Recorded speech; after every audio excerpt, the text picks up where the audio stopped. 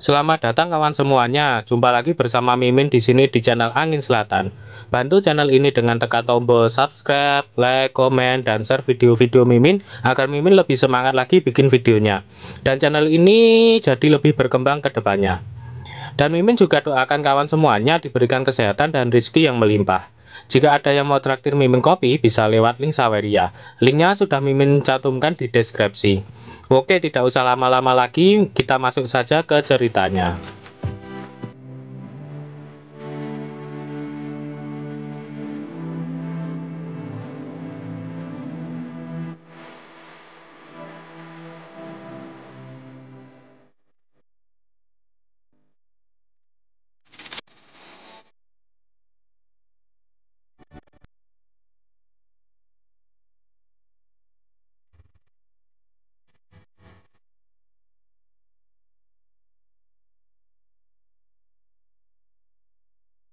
Part 13 dimulai di Istana Suci Tianyuan. Yesiu dan tetuamu telah sampai di istana dan langsung memasuki Istana Suci Tianyuan. Yesiu terlihat sangat bahagia sebab dia akan bertemu dengan 9 saudarinya. Di sana sudah menunggu 9 Dewi Suci Tianyuan. Ketika melihat Sui Yao, langsung saja Yesiu melompat ke arahnya dan memeluk kaki Sui Yao. Yesiu merengek. Dia mengatakan kalau Sui Yao sangat kejam karena Sui Yao telah meninggalkannya sendirian di gerbang luar begitu lama. Apalagi murid-murid di gerbang luar melihatnya sebagai orang biasa dan mereka juga menggertaknya dengan berbagai cara. Mendengar apa yang dituduhkan oleh Yesiu, Sui Yao bermandikan keringat. Karena kesal, Sui Yao pun menendang Yesiu agar menjauh darinya. Dewi berambut merah langsung menarik daun telinga Yesiu ke atas. Dia berkata, "Berhentilah bertingkah menyedihkan. Apa kau orang biasa? Siapa yang menggertakmu? Kupikir kamulah yang menggertak murid-murid di luar." Yesiu meringis kesakitan. Mengling berkata, "Yesiu, jangan membuat masalah. Kami memanggilmu ke sini untuk memberi pengarahan tentang beberapa hal yang serius." Setelah mendengar ada yang serius, Yesiu langsung berhenti. Sambil memberi hormat, Yesiu meminta Mengling agar dia mengatakan apa yang ingin dia sampaikan padanya. Ternyata Mengling malah menyuruh Yesiu untuk menggunakan seluruh kekuatannya dan mengarahkan pukulan kepadanya. Yesiu terkejut. Kenapa dia harus melakukan itu padanya? Karena Yesiu terlihat kebingungan, Mengling pun menjelaskan tujuannya melakukan itu. Ternyata tujuan Mengling hanyalah ingin melihat kemajuan Yesiu dalam kultivasinya. Tanpa ragu sedikit pun, Yesiu menyanggupi apa yang Mengling perintahkan padanya. Yesiu langsung mengumpulkan seluruh kekuatannya pada salah satu tangannya. Setelah itu, Yesiu langsung mengarahkan pukulannya ke arah Mengling. Namun tak disangka, ternyata tetuamu dengan mudah menahan serangan dari Yesiu itu. Tiba-tiba, tubuh Yesiu bergetar. Yesiu terlihat pucat. Dia terlihat sedang menahan rasa sakit yang luar biasa. Karena sudah tidak kuat lagi, Yesiu pun berteriak kesakitan. Tangan Yesiu yang dipakai untuk memukul tadi terlihat bengkak akibat memukul tangan dari tetuamu. Tetuamu berkata, Maaf, aku lupa mengambil kembali kekuatan bintangku." Yesiu kesal. Dalam hati Yesiu, pria tua ini benar-benar melakukannya dengan sengaja. Kemudian Dewi berambut hijau dan bermata hijau mendekat. Dia bernama Suyan. Suyan berkata, "Berhentilah mengoceh dan biarkan aku melihatnya." Kemudian Suyan melihat luka di tangan Yesiu dan mulai mengobati dengan teknik pengobatannya. Yesiu merasa bahagia karena dia saat ini sedang diobati oleh seorang gadis cantik. Yesiu berkata, "Wow, sangat nyaman. Teknik penyembuhan teratai hijau saudari Suyan memang kuat."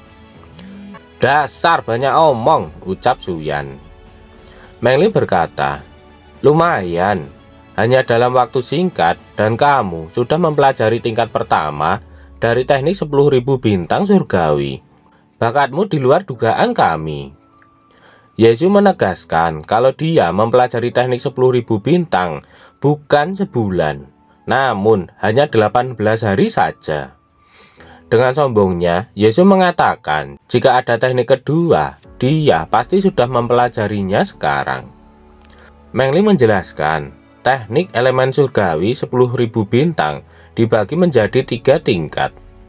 Semakin jauh kamu melangkah, semakin sulit. Tingkat 1, kamu membutuhkan 100 bintang untuk menempatkannya di dalam elemen bintang. Dalam tingkat kedua, mengharuskan kamu mendapatkan 900 bintang. Sedangkan tingkat ketiga, mengharuskan kamu mendapatkan 9.000 bintang. Kemudian, Meng Ling mengeluarkan gulungan teknik bintang tingkat kedua. Meng Ling melanjutkan, dalam 10.000 tahun ini, satu-satunya orang yang dapat mempelajari tingkat ketiga dari teknik elemen surgawi 10.000 bintang hanyalah pencipta teknik itu sendiri dan aku. Namun, kamu tak perlu berkecil hati. Meng Ling mentransfer gulungan itu kepada Yesiu, dan Yesiu pun menerimanya. Kemudian, Meng Ling melanjutkan, dengan bakat yang kamu miliki, kamu dapat mempelajari level 2 dalam 10 tahun dan level ketiga dalam 100 tahun. Yesus berkata, jadi teknik elemen langit 10.000 bintang hanya memiliki 3 level. Setelah itu, dengan sangat percaya diri, Yesus berkata, "Saudari Meng Ling, jangan khawatir. Aku hanya membutuhkan waktu 1 tahun untuk mempelajari level kedua." Meng Ling menantikan apa yang dikatakan oleh Yesiu. Meng Ling juga meminta Yesiu untuk mempelajari dengan baik. Meng Ling juga mengatakan jika Yesiu dapat melakukan dengan baik dalam acara 100 negara bagian yang terjadi 2 bulan kemudian, kami bersembilan akan memberitahu semua orang bahwa kamu adalah murid kami. Yesiu pun senang karena dia tidak perlu bersembunyi lagi. Karena melihat Yesiu terlalu senang, Sui Wei berkata, "Jangan terlalu bersemangat. Acara 100 bagian memiliki kapasitas terbatas. Untuk dapat berpartisipasi, kamu harus berada di 10 besar dari kolam suci Tianyuan bulan depan. Dengan kultivasimu saat ini, kamu tidak memiliki kualifikasi untuk memasuki kolam suci Tianyuan untuk berpartisipasi." Namun, Yesiu meminta saudari Sui Wei agar tidak usah khawatir, karena dia akan bekerja keras dan berkultivasi. Setelah itu, Meng Ling menyuruh Yesiu pergi ke tanah terlarang kuno untuk berlatih. Meng Ling mengatakan, jika di sana ada kekuatan besar antara hidup dan mati tanpa mengalami kesulitan. Sulit untuk menjadi orang yang sangat kuat. Karena tujuannya tempat kuno dan terlarang, Yesiu jadi sangat bersemangat. Setelah itu, Yesiu pergi bersama tetuamu menggunakan burung bersayap ungu. Yesiu akhirnya melihat tujuannya. Yesiu penasaran dengan tempat itu. Kemudian Yesiu bertanya tentang masa lalu tempat itu kepada tetuamu. Tetuamu menjelaskan, 10.000 tahun yang lalu, tempat ini disebut Istana Suci Kuno. Untuk beberapa alasan, penguasa Istana Suci mengepung penguasa-penguasa kuno. Setelah itu, Istana Suci yang bagus hilang begitu saja. Bahkan setelah 10.000 tahun berlalu, jika energi yang tersisa meledak, itu masih bisa dengan mudah menghabisiku. Yesus berkata, jika tempat ini berbahaya, mengapa Istana Suci itu masih mengirim murid-muridnya untuk berlatih di sini? Tetuamu melanjutkan, ada legenda bahwa pada saat itu, penguasa kehancuran kuno meninggalkan harta karun cadangan. Siapapun yang dapat menemukan relik sucinya, dapat mewarisi warisan Istana Suci Kuno. Mendengar warisan, Yesiu langsung menatap ke arah tetuamu. Tetuamu melanjutkan, karenanya banyak istana suci memiliki tempat tinggal di sini. Seringkali para murid memasuki sisa-sisa istana suci kuno dan menemukan harta karun di sana. Yesus mengira harta itu palsu karena sudah lama tidak ditemukan. Akhirnya mereka pun sampai dan mendarat. Setelah Yesus turun, tetuamu berpamitan meninggalkan Yesus sendirian. Sebelum pergi, tetuamu memberikan pesan kepada Yesus agar berhati-hati, apalagi terhadap orang lain. Yesus berkata, "Jangan khawatir tetuamu, aku selalu tidak menonjolkan diri. Anda dapat kembali tanpa khawatir." Setelah itu, Yesus berjalan masuk ke dalam hutan dan meninggalkan tetuamu. Low profile? Anda justru membuatku lebih khawatir, ucap tetuamu dalam hati. Beberapa saat kemudian, Yesus telah sampai di sebuah reruntuhan. Dia berjalan perlahan dan masuk ke sana. Tak lama kemudian, Yesus dikejutkan oleh banyaknya orang yang berada di sana. Yesus tak menyangka, ternyata ada banyak sekali yang antusias ingin berlatih dan menemukan harta di sana. Karena Yesus penasaran, akhirnya dia mendekat dan melihat apa yang mereka lakukan di sana. Ternyata mereka sedang melihat seseorang yang sedang berlatih dengan pedangnya. Karena masih penasaran, akhirnya Yesus bertanya kepada seorang wanita di sana tentang apa yang mereka lakukan di sana. Wanita itu malah mengatai Yesus kampungan. Wanita itu juga menebak kalau Yesus pasti baru pertama kali datang ke tempat itu. Yesus kesal karena dia dikatai kampungan oleh wanita itu. Wanita itu menjelaskan, ini adalah tablet pedang. Dikabarkan telah ditinggalkan 10.000 tahun yang lalu oleh penguasa kuno kehancuran. Yang di atasnya terdapat pedang Dao niat penguasa suci kuno. Dan mereka yang ada di sini secara alami ingin mendapatkan pedang itu. Setelah mendengarkan penjelasan itu, Yesus langsung senang. Dia langsung berlari maju ke depan untuk ikut mencobanya. Namun sebelum sampai, dia dihentikan oleh seseorang. Ternyata dia adalah seorang wanita. Dia menanyakan apa yang Yesus lakukan di sana. Tanpa ragu, Yesus mengatakan jika dia ingin juga mendapatkan tablet pedang itu. Wanita itu meremehkan Yesus. Dia berkata, "Kamu, usiamu hampir sama dengan putra suci Han Xuan. Tetapi kultivasimu hanya ada pada tahap astral power. Hanya dari sini saja kami dapat melihat bahwa bakat yang kamu miliki hanya biasa saja. Jika kamu mencoba untuk mendapatkan tablet pedang, kamu akan mengganggu putra suci Han Xuan. Anak nakal, pergilah jika kamu masih waras." Seseorang mengatakan jika apa yang dikatakan Putri Chen itu memang benar. Ternyata wanita itu bernama Putri Chen. Beberapa orang juga menyuruh Yesus untuk pergi saja. Namun Yesus tidak mau pergi begitu saja. Dia justru menantang Putri Chen untuk bertarung. Putri Chen kesal. Tanpa basa-basi, Putri Chen langsung mengeluarkan tekniknya dan langsung melompat ke arah Yesus. Yesus tak mau kalah. Dia juga bersiap melawan Putri Chen dengan tekniknya. Dan serangan itu pun saling berbenturan. Putri Chen terkejut melihat kekuatan serangan dari Yesus. Seseorang terlempar jauh ke belakang. Dia adalah Putri Chen yang tekniknya kalah kuat dengan teknik Yesus. Orang yang melihat berkata, "Wow, aku tidak percaya Putri Chen dari tahap pertama alam astral whirlpool terlempar ke belakang oleh serangan telapak tangan. Kita salah tentang anak ini. Dia mampu memaksa kembali Putri Chen dengan kultivasi alam astral power. Dia memang luar biasa." Terlihat Putri Chen terkapar tak berdaya. Setelah itu, Yesus berjalan maju mendekat ke arah menara itu. Seseorang dengan pedang besar memperhatikan Yesus. Yesus melihat ke atas menara itu. Kemudian Yesus mengaktifkan mata barbeque saringan untuk memahami apa yang ada di dalam menara itu. Terlihat gerakan-gerakan teknik pedang itu muncul di alam bawah sadar Yesiu. Teknik itu masuk ke dalam pikiran Yesiu.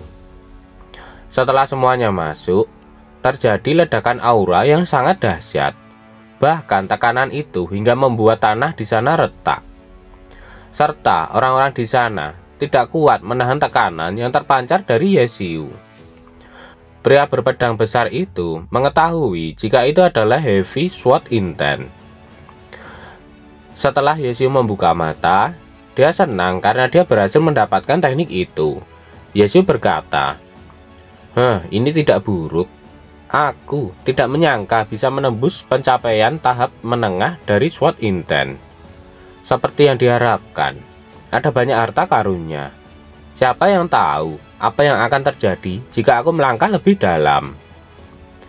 Saat Yesiu akan pergi, dia dihentikan oleh pria berpedang besar itu. Yesiu menoleh dan bertanya kenapa dia menghentikannya. Ternyata pria itu tidak terima karena Yesiu akan pergi begitu saja setelah melukai adik perempuannya. Yesiu berkata, dia menghadangku terlebih dahulu dan menyerangku setelahnya. Dia tidak sehebat diriku. Oleh karena itu, dia terluka. Lalu, apa yang kamu inginkan? Putri Chen mencoba mencari simpatik dari pria itu dengan mengatakan jika lukanya cukup menyakitkan. Dalam hati Yesiu, jelas-jelas yang terluka adalah lengannya. Kenapa dia menggosok dadanya? Kemudian pria itu meminta adik juniornya untuk melihatnya membalaskan dendam untuk adik juniornya itu. Sambil mengacungkan pedangnya, pria itu berkata, bocah nakal, aku akan memberimu dua pilihan. Yang pertama, serahkan Qian Kun Ring dan mengakhiri hidupmu sendiri. Kedua, ajari aku Sword Intent yang kamu pelajari, lalu berlutut dan minta maaf kepada saudari perempuanku ini, dan aku akan membiarkanmu pergi kali ini. Seperti biasa, dengan santainya, Yesiu membalas, bakatmu terlalu sampah, bahkan seekor babi lebih kuat darimu. Kurasa, aku tidak bisa mengajarimu. Walaupun pria itu kesal, dia tetap menanyakan mana yang dia pilih. Yesiu memilih nomor 3.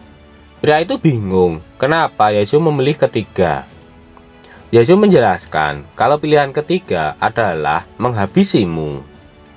Pria itu tambah kesal. Dia langsung bergerak maju menyerang Yesiu. Dia berkata, kau adalah bocah liar tanpa tahu apa yang dilakukan, dan aku akan memotongmu menjadi 8 bagian. Yesiu hanya menatap saja pria itu dengan santai. Pria itu sudah sampai di hadapan Yesiu. Dia sudah bersiap menebaskan pedang besarnya. Dan dengan kekuatan penuh, pria itu langsung menebas ke arah Yesiu. Dia berkata, beraninya anak nakal dari alam astral menantangku.